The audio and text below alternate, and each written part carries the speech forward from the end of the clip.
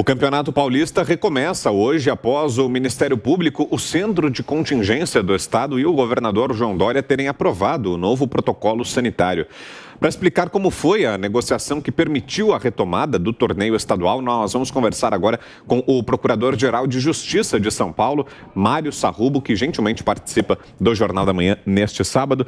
Tudo bem, procurador? Bom dia, seja bem-vindo, obrigado pela presença. Bom dia, é um grande prazer. Bom dia a vocês e aos ouvintes da Rádio Jovem Pan.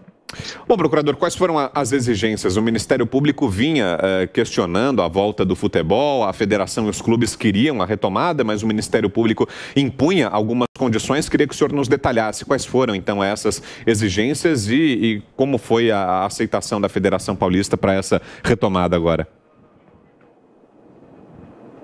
Bom, o que nos levou a elaborar uma recomendação ao governo do Estado para que cessassem as atividades esportivas no Estado de São Paulo foi efetivamente o risco para atletas, comissão técnica, arbitragem e todos aqueles que estão envolvidos numa partida e também o incentivo à circulação de pessoas, que é o que nós temos que conter para conter a circulação do vírus e, via de consequência, a pandemia.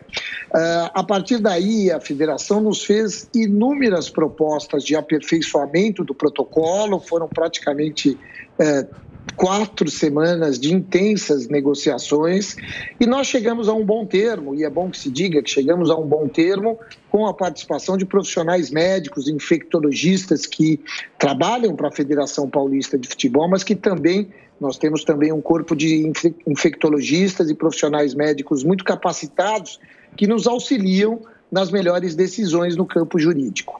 A partir daí, estabelecemos um protocolo que as partidas terão que ser à noite, depois das 20 horas, porque isso se compatibiliza com a recomendação de todos estarem recolhidos em casa, ou seja, não é razoável que haja nesse momento qualquer tipo de aglomeração, então isso evita a circulação de pessoas, de torcedores e assim por diante.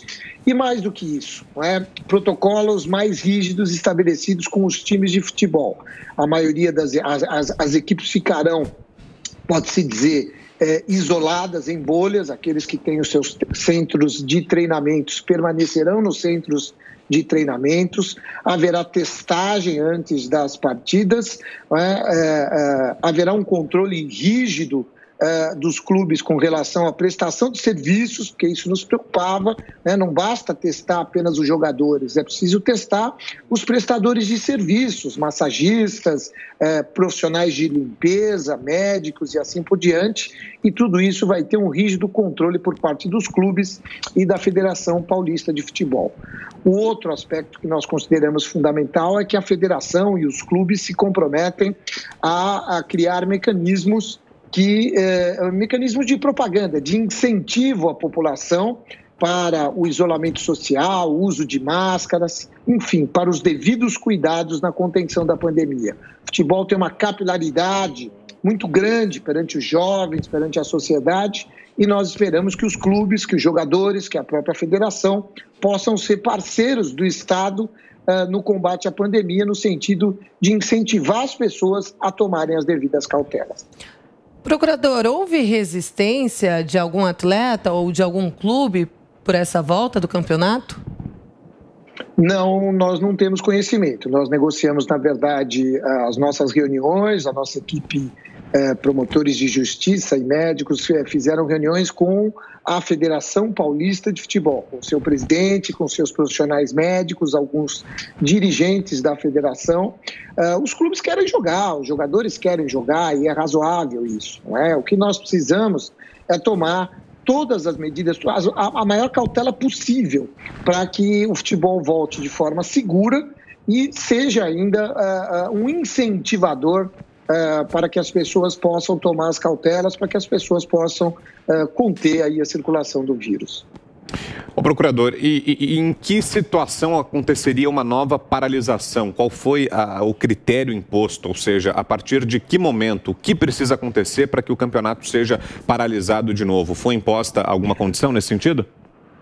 Bom, o importante também é anotar que há um viés, ainda que sensível, de diminuição do número de ocupação de leitos e de infecção no estado de São Paulo. Então, nós já experimentamos algo, ainda que sensível, estamos muito longe daquilo que se possa considerar como razoável, mas há um viés de melhoria desses números, que é o que nós esperamos. Mas mais do que isso, né, se nós detectarmos que não estão sendo cumpridos os protocolos, se nós detectarmos que está havendo muita infecção nos clubes, que os clubes não estão fazendo o isolamento necessário. Porque muito se fala na bolha que foi feita lá nos Estados Unidos, na NBA, etc. Então, é claro que isso é inviável aqui no Brasil, até mesmo aqui no estado de São Paulo. Não é isso, nós não temos a menor pretensão de fazer nada igual àquilo que foi feito nos Estados Unidos. Contudo, é importante que os clubes cuidem dos seus atletas e que os atletas tenham a consciência de que eles são pessoas públicas, que têm responsabilidades para com a sociedade, porque são ídolos, tem uma juventude aí muito grande que segue esses jogadores e eles têm que dar bons exemplos. E bom exemplo neste momento, isolar-se, tomar os cuidados devidos, máscara, álcool gel, toda aquela cartilha que nós conhecemos. E é isso que nós esperamos. Se isso não for cumprido, se os protocolos não forem observados, haverá fiscalização. Aí nós recomendaríamos de novo ao governo do estado a paralisação do campeonato, porque torna-se aí uma medida de rigor para conter a pandemia. Procurador, muita gente questiona, o campeonato, o futebol está voltando, mas e as atividades religiosas? Por que o futebol pode voltar e os cultos religiosos não? Bom, é importante destacar que cultos religiosos, templos, igrejas, espaços para o exercício da religião estão funcionando. Não é? Na verdade, ninguém está proibido de ir à igreja, de ir ao seu templo, horário, etc. e tal. O problema nosso maior é que a realização de um culto ou de uma missa, eu sou católico, então vou falar de missa aqui, muito embora eu respeite toda e qualquer religião. Mas imaginemos uma missa, como por exemplo no Santuário de Aparecida do Norte. Né? Lá nós temos capacidade para 35 mil pessoas. Não, mas só vão 25%.